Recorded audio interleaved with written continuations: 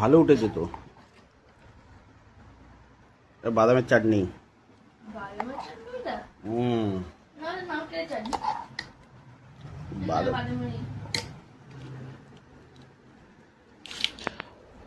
কলকাতায় আসার একটা অন্যতম কারণ হচ্ছে বৌদির হাতের ডিলিশিয়াস সব রান্না খাওয়া।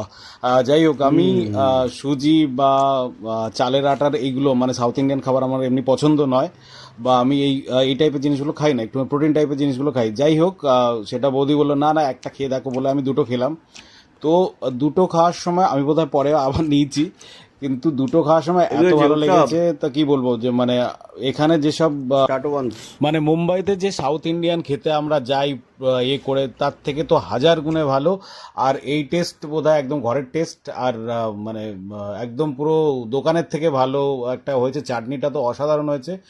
আর আমি বৌদিকে অনেকবার বলেছি, এই যে অনেকের প্রতিভা আছে, প্রতিভাটাকে ঠিকঠাক ইউজ করে না। যদি এখানে মানে যদি ডেলিভারি সার্ভিস বৌদি করে, তাহলে আমার মনে হয় বৌদির আর অন্য কিছু করার দরকার হবে না। বা আহ, মানে লোক বাড়িতে রান্না না করে বৌদির হাতের জিনিস যদি ডেলিভারি বা ডাব্বা সার্ভিস চালু করে, আমি লিখে দিতে পারি যে লোক বাড়িতে রান্না না করে অর্ডার করে খাবে। তো সেই কথা বলছি, বাড়িপুরে বাড়ি আমাদের। তো যদি কারো সেরকম মনে হয়, আমার তো অনেক দিন ধরে বলছি বৌদি সেসব মাথা দেয় না বা শোনে না, কিন্তু আহ, এই টেস্ট মানে কাউকে ভাগ করার মতো না, এরকম টেস্ট। মিষ্টিগুলো খাওয়ালো তো আমাদের ধরে।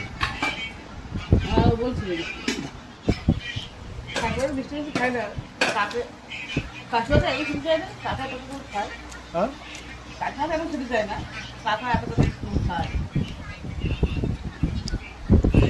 সবাই নিয়ে নাও, তোমাদের আবার কি আছে কেমন?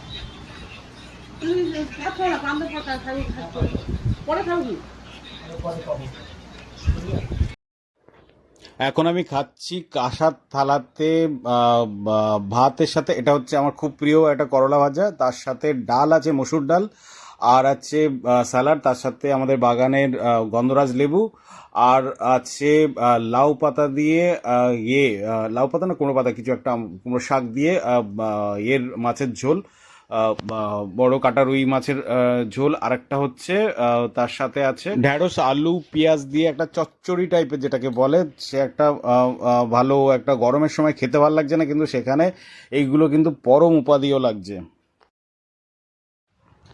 হঠাৎ করে খেতে বসে আমি ভিডিও করতে শুরু করেছি, সেইভাবে আমরা সাজিয়ে গুছিয়ে বসিনি, কিন্তু দেখতে হয়তো অন্যরকম কিছু লাগতে পারে, কিন্তু এই যে খাবার, এই খাবারের মানে তুলনা কোথাও পাওয়া যাবে না। আর এই ডাল আর করলা ভাজার থেকে ভালো খাবার আমার কিছু মনে হয় না। আর শেষ পাতে আমাদের দই আছে, টক দই আমি খাই, মিষ্টি দই নয়।